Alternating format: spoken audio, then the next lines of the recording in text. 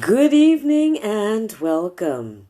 I'm Sheila Balgobin and I am the Dream Decipherer, and I help you to crack the code of your sleep and dreams so you can sleep sound and dream deep. Today we're talking about sleep deprivation. Are you sleep deprived? Do you know what sleep deprivation is? Well, let's start there. Let's talk about what sleep deprivation is, what it looks like, and how it can impact your life. Sleep deprivation is caused by a consistent lack of sleep or reduced quality of sleep. Getting less than 7 hours of sleep, and that's negotiable, as I've always said, that what's appropriate for you may fall within the normal parameters or may not. But getting less than the required amount of sleep that you need on a regular basis can eventually lead to various health problems that will impact your entire body. The sleep problems could also be caused by an underlying sleep disorder.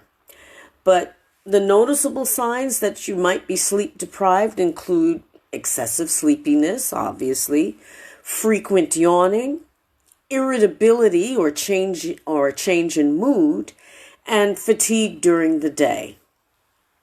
Your body needs to sleep just as it needs air and food to function at its best. But during sleep, your body does necessary repair work and healing work and restores chemical balance in the body. Your brain is also making new connections to help consolidate memory retention.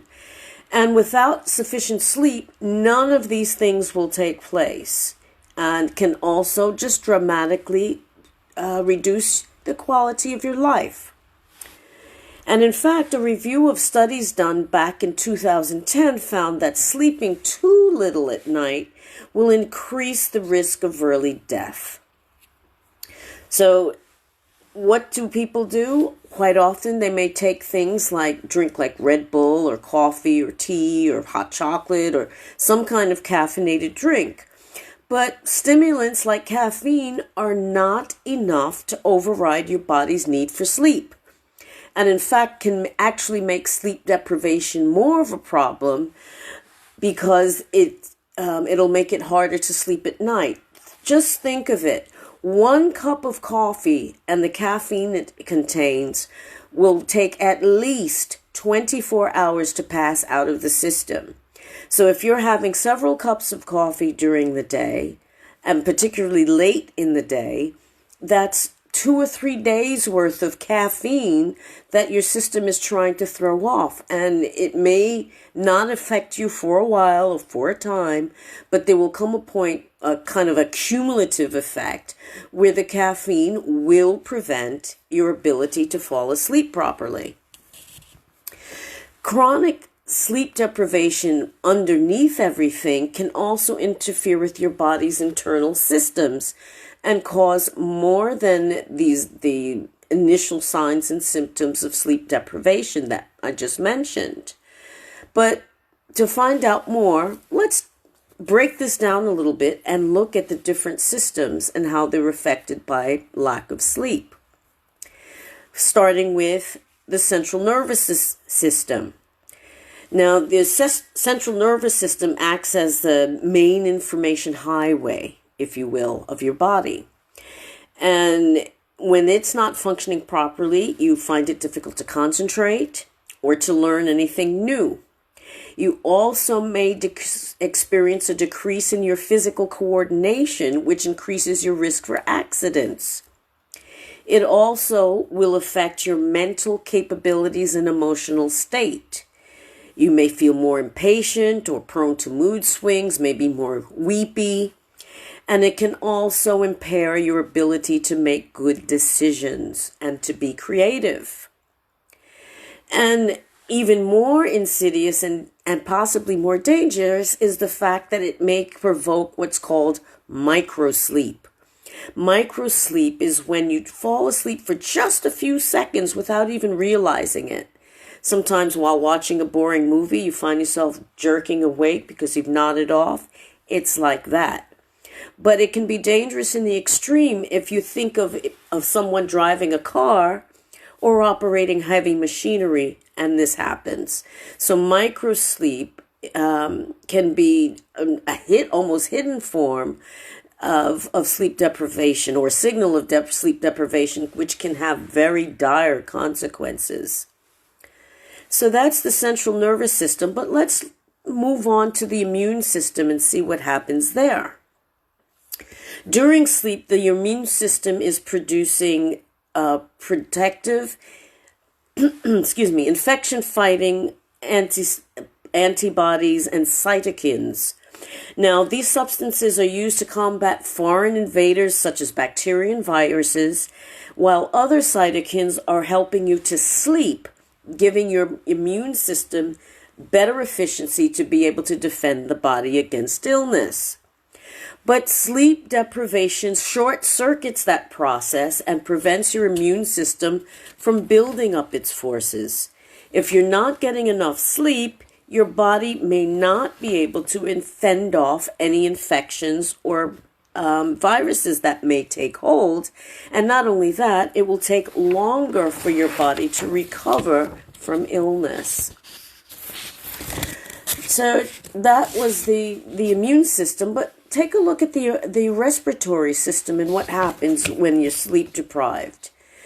The relationship between sleep and the respiratory system is a two-way street.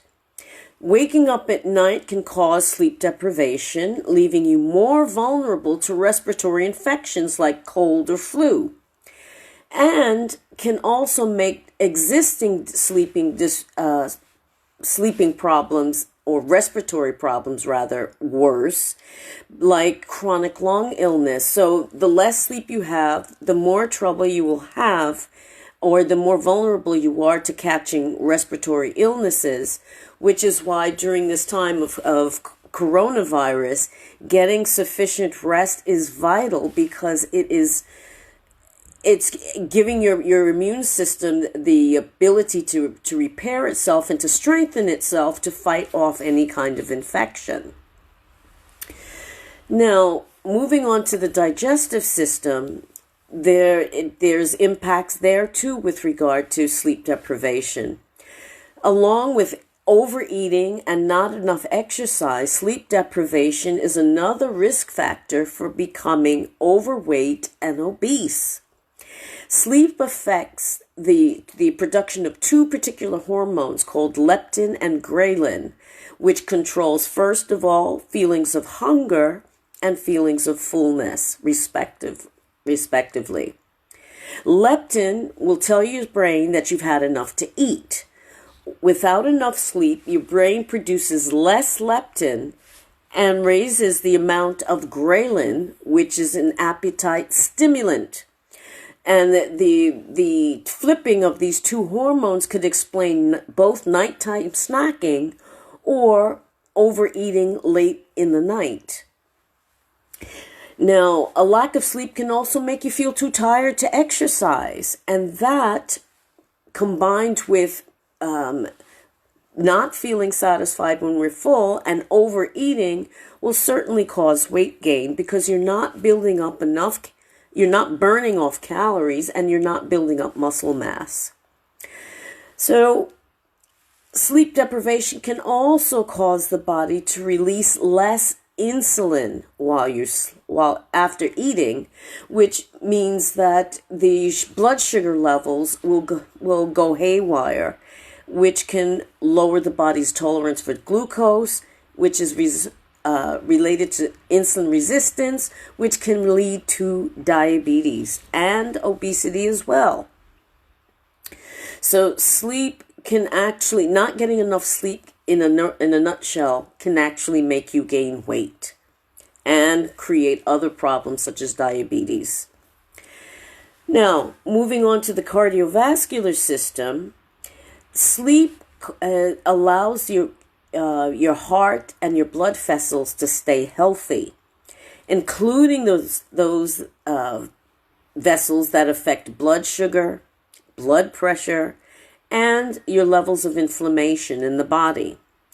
So getting sufficient sleep plays an important role in your body's ability to heal and repair blood vessels in the heart.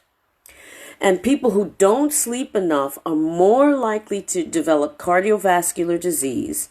And one study has even established a link between insomnia and the increased risk of heart attack and stroke. So not getting a sufficient amount of sleep will actually impact your heart, make it work too hard, doesn't allow it sufficient time to make repairs, and leading to possible heart attacks and strokes. Now, another system that's impacted by our sleep is the endocrine system, where hormones are produced in the body. And hormone production is actually dependent upon our sleep.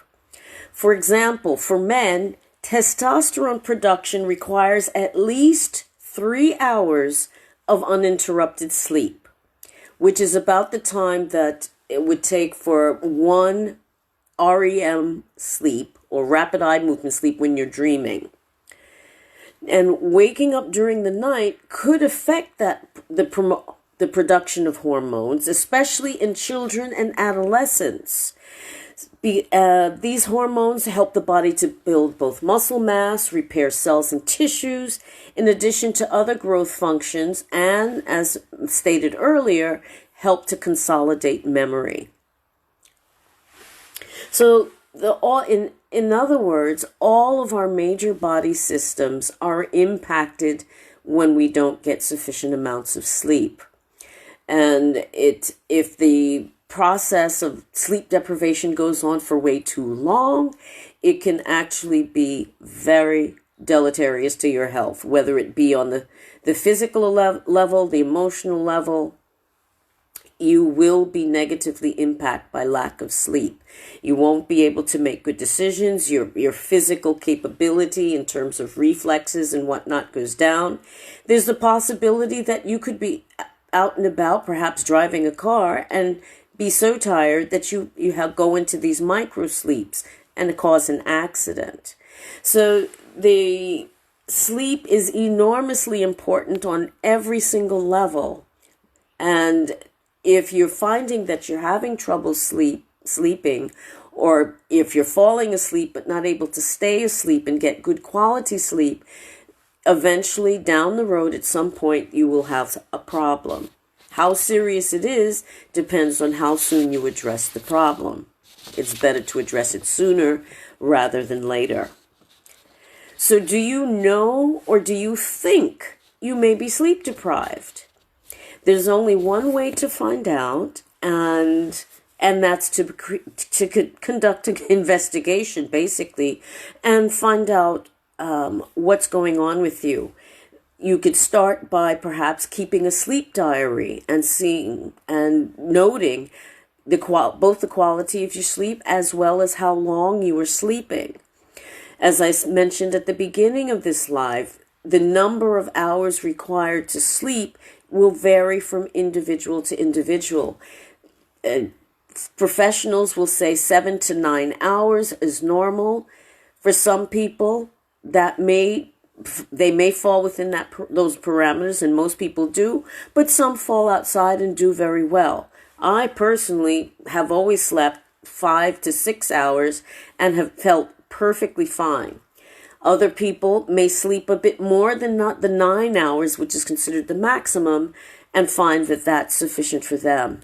Younger people, particularly teenagers, will sleep more often, and children and infants are obviously sleeping all the time because their body is creating and processing and doing a number of activities in terms of growth and production of hormones and other processes at the time. If you'd like to get perhaps some free advice and simple suggestions as to how you can sleep better, give me a call. You can book a no-obligation slip into sleep session with me to get some quick tips for relief and perhaps refer further on if you find that it's simple, low-tech solutions are not addressing the problem. But the only way to be sure of that is to get an assessment. So give me a call. Contact me. You can book a free, no obligation, slip into sleep session at www.meetingwithsheila.com. And as a thank you, you'll also get a free quiz, a guide for you to determine for yourself whether you may or may not actually be sleep deprived. Thanks so much for watching and listening. Have a fantastic evening and a great start to the week. And I'll see you again soon. Take care. Bye-bye.